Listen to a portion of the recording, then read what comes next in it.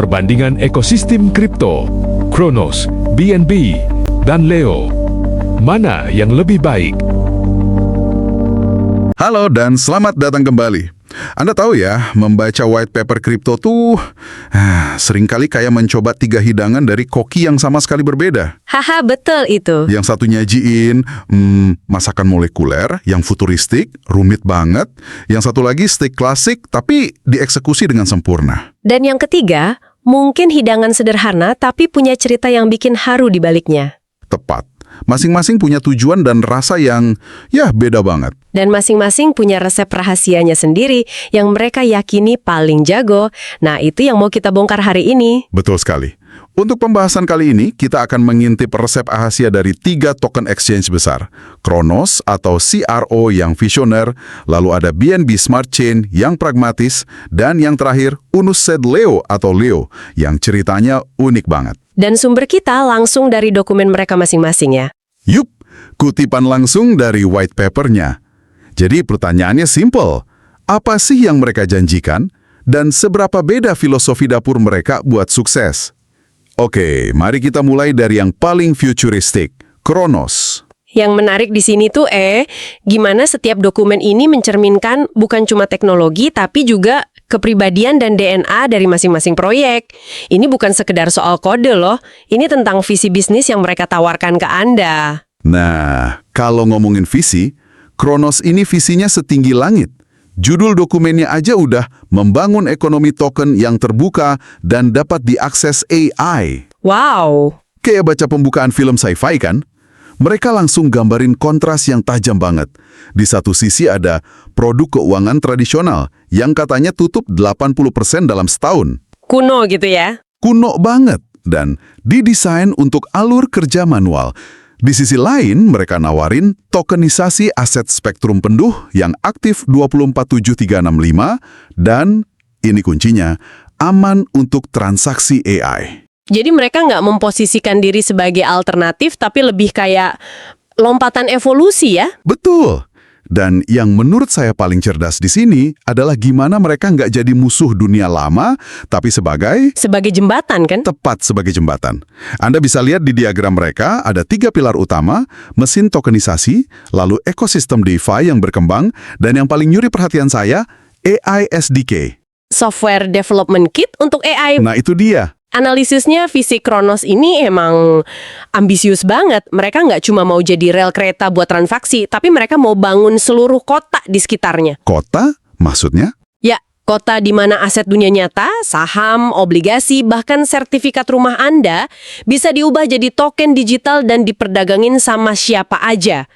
Atau apa aja secara efisien. Apa saja ini yang menarik. Jadi bukan cuma manusia yang trading, tapi program AI juga. Gimana cara kerjanya AI SDK itu? Soalnya kedengerannya gede banget konsepnya. Pertanyaan bagus. Dan AI SDK ini bukan sekedar gimmick ya. Coba bayangin Anda bisa bikin agen AI yang secara otonom mengelola portofolio token properti Anda berdasarkan data pasar real time. Oke. Atau bot arbitrase yang bisa belajar dan beradaptasi sendiri. Nah, itu level otomatisasi yang mereka coba buka yang sekarang ini susah banget dilakuin di blockchain lain. Sama kayak mesin tokenisasi mereka. Nah, itu juga. Mesin tokenisasi kedengaran keren, tapi bukannya ngubah akta properti fisik jadi token itu proses hukumnya rumit banget birokrasinya? Tepat sekali. Dan itu tantangan terbesarnya. Visi mereka adalah menyederhanakan proses hukum dan teknis itu. Mungkin dengan nyediain template smart contract yang udah terverifikasi, atau kerjasama dengan kustodian. Ini pertaruhan jangka panjang. Makanya butuh arsitektur yang kuat banget. Dan untuk dukung visi segede itu, arsitektur teknologinya harus super kompleks. Ini yang ngejelasin diagram arsitektur multi-chain mereka yang berlapis-lapis kayak kue lapis. Persis, arsitektur berlapis ini bukan buat pamer, tapi sebuah kebutuhan. Di paling dasar ada Layer 0, Kronos POS Chain. Ini jantung keamanan dan tata kelolanya, yang nyambung ke ekosistem Cosmos. Untuk interoperabilitas ya? Betul. Di atasnya ada Layer 1, Kronos EVM, tulang punggungnya yang kompatibel sama Ethereum. Ini krusial banget, karena artinya developer bisa bawa aplikasi mereka dari Ethereum ke Kronos tanpa pusing. Dan puncaknya? Puncaknya Layer 2, Kronos ZK-EVM. Ini lapisan buat kecepatan dan biaya murah. Tapi sauhnya tetap ditanam di Ethereum untuk keamanan. Jadi mereka kayak ngerakit sebuah super blockchain dari bagian-bagian terbaik yang udah ada. Keamanan dari Cosmos, komunitas developer dari Ethereum, terus ditambah saus AI dan tokenisasi. Kalau kita tarik benang merahnya ya, itulah strategi mereka. Sebuah pertaruhan besar pada visi masa depan. Pertanyaannya sekarang, seberapa cepat mereka bisa wujudin visi ini jadi kenyataan? Dan ini kontras yang menarik banget dengan proyek berikutnya kan? Banget. Betul, karena kalau Cronos jualan visi masa depan, BNB ini kayaknya jualan apa yang udah terbukti berhasil. Sekarang, baca white papernya tuh lebih kayak lihat catatan insinyur yang lagi ngoprek mesin balapnya. Sebuah solusi yang lahir dari kebutuhan praktis. Mereka nggak mulai dengan pertanyaan apa yang mungkin di masa depan, tapi apa yang dibutuhin developer sekarang. Motivasinya jelas banget di dokumennya. Jelas. Beacon Chain itu cepat, tapi nggak bisa jalanin smart contract. Jadi lahirlah BNB Smart Chain atau BSC buat misi kekosongan itu. Simple. Dan evolusinya kelihatan jelas ya. Dari arsitektur 2 rantai, terus ada BNB Chain Fusion di 2023 buat nyederhanain semuanya. Terus ekspansi lagi dengan Op BNB dan Greenfield. Mereka nggak diam di tempat. Mereka bangun ekosistem yang lengket. Semakin banyak alat yang disediain, semakin susah developer buat pindah. Dan ada satu prinsip desain mereka yang jadi kunci suksesnya. Kompatibilitas penuh dengan Ethereum. Tepat! Menurut saya ini langkah yang jenius. Mereka nggak coba bikin standar baru dari nol dan maksa semua orang belajar lagi. Betul, ini langkah brilian dari sisi bisnis. Mereka nggak coba menangin perang teknologi dengan bikin standar yang lebih baik, mereka menangin perang adopsi dengan bikin biaya pindah serendah mungkin. Makanya ekosistemnya bisa meledak secepat itu. Ya, developer bisa bawa kode, alat, dan pengetahuan mereka dari Ethereum dan langsung kerja di BNB Chain. Oke, di balik kemudahan itu, mesinnya sendiri cukup unik. Mereka pakai mekanisme konsensus Proof of Stake Authority, POSA. POSA ya? Tunggu, ini kan gabungan dari Delegated Proof of Stake dan Proof of Authority? Kedengarannya kayak dua konsep yang agak bertentangan. Gimana cara kerjanya di dunia nyata? Pertanyaan bagus. Sederhananya gini, bayangin ada dewan direksi yang sangat eksklusif, yang di dokumennya disebut kabinet. Kabinet, oke. Isinya 21 validator. Buat bisa masuk kabinet ini, Anda harus punya staking atau simpanan BNB dalam jumlah besar. Ini elemen proof of stake-nya. Jadi modalnya harus gede? Harus. Nah, setelah terpilih, ke-21 anggota ini bergiliran memvalidasi blok. Ini elemen proof of authority-nya. Karena anggotanya sedikit dan udah terverifikasi, prosesnya jadi super cepat. Blok tercipta setiap 3 detik. Cepet sih. Tapi bukannya ini jadi resiko sentralisasi kalau cuma ada 21 validator? Gimana mereka ngejaga biar kabinet ini tetap jujur? Ini pertanyaan krusialnya. Jawabannya ada pada mekanisme yang kedengarannya kejam tapi efektif. Slashing. Terdengar menyakitkan. Memang dirancang begitu.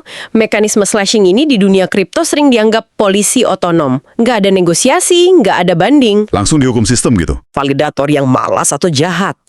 Kejam, tapi saya bisa lihat kenapa itu efektif. Sangat efektif. Ini nyiptain insentif ekonomi yang kuat buat selalu jujur dan online. Dan ini nyambung langsung ke tokenomics BNB itu sendiri. Oke. Tokennya punya 3 fungsi utama. Bayar biaya gas, di-stake buat memanin jaringan, dan ada mekanisme real-time burning. Sebagian kecil dari biaya gas di setiap blok langsung dimusnahkan. Jadi pasokannya terus berkurang seiring waktu. Betul, model ekonomi yang dirancang untuk potensi deflasi. Oke, kita sudah lihat sang visioner dan sang insinyur pragmatis. Sekarang kita beralih ke yang paling unik, yang rasanya kayak datang dari dimensi lain. UNSS Leo. Dari iFinex ya, perusahaan di balik Bitfinex. Betul. Dan dokumen ini sama sekali nggak terasa kayak white paper teknologi. Ini lebih mirip prospektus penawaran saham, lengkap dengan halaman-halaman peringatan hukum yang tebal banget. Pendekatannya 180 derajat berbeda. Fokusnya bukan desentralisasi atau kecepatan blok, tapi murni bisnis, hukum, dan utilitas korporat. Dan mereka sama sekali nggak malu dengan masa lalu mereka loh. Origin story token ini dramatis banget. Mereka secara terbuka bahas peretasan Bitfinex 2016. Dan masalah dana beku mereka dengan crypto capital. Tepat. Mereka justru menjadikan krisis itu sebagai fondasi narasinya. Ini strategi komunikasi yang berani banget sih. Mengakui kelemahan di masa lalu buat bangun kepercayaan di masa depan. Semuanya terangkum dalam moto Latin mereka. Unus sed leo. Satu, tapi seekor singa. Poetis banget. Ini narasi tentang kualitas, kekuatan, dan ketahanan. Mereka pada dasarnya jualan cerita penebusan dosa dan janji untuk melakukan yang benar bagi pelanggan. Sangat emosional. Dan di balik cerita itu, tujuan token Leo ini sangat lugas. Ini murni token utilitas buat ngasih diskon dan keuntungan bagi pengguna setiap platform iPhoenix. Nggak ada janji mengubah dunia ya. Nggak ada. Yang ada cuma janji keuntungan nyata buat para trader. Ada rabat biaya taker yang skalanya jelas, semakin banyak Leo semakin besar diskonnya, terus ada diskon biaya pinjaman, penarikan, dan deposit, transparan banget. Jadi fokusnya untuk membuat pengguna yang sudah ada semakin setia. Tepat. Dan jantung dari model ekonominya adalah mekanisme repurchase and burn atau beli kembali dan bakar yang mungkin salah satu paling agresif di industri. Oh ya. Ada dua pemicu utamanya. Pertama, yang rutin. iPhoenix komit pakai minimal 27% dari pendapatan kotor konsolidasi mereka tiap bulan untuk beli Leo dari pasar dan membakarnya. Terus-menerus. Wow. Jadi nilai tokennya secara langsung terkait dengan seberapa besar pendapatan perusahaan bulan itu. Persis. Lalu pemicu kedua, yang paling dramatis, pemulihan aset yang hilang. Mereka janji 95% dana bersih yang pulih dari kasus crypto capital. 95%? Ya, dan 80% dana bersih yang pulih dari peretasan Bitfinex akan dipakai untuk beli dan bakar Leo. Itu komitmen yang luar biasa. Tapi bukannya itu juga bikin nilai tokennya jadi sangat bergantung sama sesuatu di luar kendali mereka? Kayak putusan pengadilan di negara lain. Kedengarannya berisiko banget. Itu observasi yang sangat tajam. Dan ya, itu risiko utamanya. Nilai Leo nggak cuma terikat pada kinerja bisnis iFX, tapi juga pada, keberuntungan mereka di ruang pengadilan. Tapi di sisi lain, ceritanya jadi kuat ya. Tepat. Ini menciptakan narasi yang sangat kuat.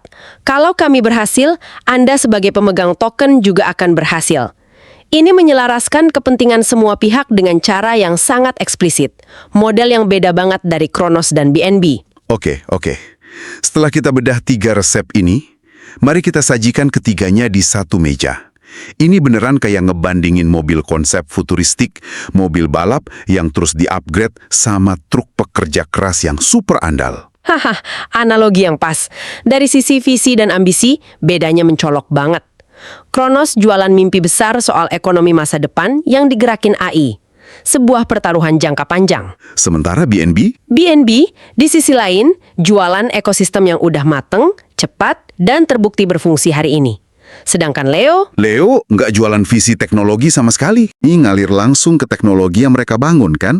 Kronos punya arsitektur multi-chain 3 lapis yang rumit karena visinya emang segede itu. Betul. BNB fokus pada satu hal, kompatibilitas EVM dan efisiensi konsensus POSA buat ngelayanin volume tinggi. Sementara white paper LEO, teknologi blockchain-nya hampir nggak disebut. Fokusnya 100% ke ekonomi token. Dan disinilah perbedaan paling tajamnya. Pada tokenomics, penggerak nilai. Untuk CRO, nilainya itu secara teoritis terikat pada adopsi ekosistem Kronos di masa depan. Semakin banyak proyek, aset, dan AI dibangun di atasnya, nilainya naik. Masuk akal. Untuk BNB, nilainya itu cerminan langsung dari aktivitas jaringan saat ini.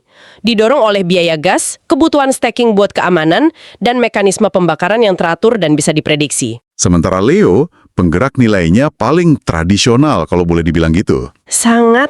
Nilai Leo itu proksi langsung dari kesehatan finansial dan keberuntungan iPhoenix sebagai sebuah perusahaan. Mekanisme pembakarannya paling agresif tapi juga paling nggak terduga karena bergantung pada peristiwa eksternal. Ini yang bikin dia unik banget. Jadi, apa kesimpulan dari semua ini? Setiap white paper ini dengan gayanya yang beda banget, ngasih kita sebagai pembaca jendela langsung ke dalam jiwa dan strategi proyek tersebut. Kronos itu sang visioner. BNB sang pembangun pragmatis, Dan Leo adalah sang pebisnis tangguh yang mengubah krisis jadi model bisnis. dan ini mungkin bisa jadi pemikiran penutup buat Anda di rumah. Setelah lihat 3 pendekatan yang beda banget ini, coba tanyakan pada diri Anda. Saat Anda milih buat berinteraksi dengan sebuah ekosistem kripto, apa sih yang sebenarnya lebih penting buat Anda? Janji teknologi masa depan yang revolusioner dari sang visioner. Ekosistem yang kuat dan berfungsi hari ini dari sang pembangun. Atau model bisnis yang jelas yang ngikat nilai token langsung dengan kinerja keuangan perusahaan dari sang pebisnis. Nggak ada jawaban yang benar atau salah ya? Nggak ada. Tapi white paper mereka ngasih kita petunjuk yang sangat jelas tentang di mana letak prioritas mereka masing-masing.